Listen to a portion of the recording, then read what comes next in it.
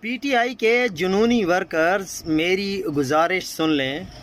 آپ کا جوش و جذبہ اپنی جگہ، لیکن ایسے رش ڈال کر سہیل آفریدی کی سیکیورٹی کمپرومائز نہ کریں۔ جس شدت سے سہیل آفریدی کا راستہ روکا گیا ہے اور ابھی تک اس کے خلاف جو پروپیگنڈا جاری ہے، ان حالات میں کسی بھی حد تک جا سکتے ہیں۔ اس لیے سیکیورٹی پہلی ترجیح ہونی چاہیے۔ آپ جوش و خروش کو یہ طیب بلوچ جیسے کسی کو بھیج کر، اکسا کر آپ کے خلاف بطور ہتھیار بھی استعمال کر سکتے ہیں۔ کارروائی کوئی اور ڈال جائے گا، الزام پی ٹی آئی ورکرز اور سہیل آفریدی پر تھوپ دیا جائے گا۔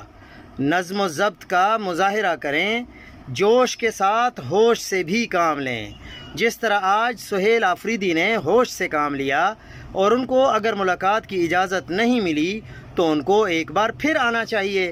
وہ تو کسی طریقے سے بھی کوئی بہانہ ڈھونڈیں گے کہ کسی طریقے سے سہیل آفریدی جوش میں آ کر کچھ کہہ دے اور ان کے خلاف کوئی کارروائی کی جا سکے۔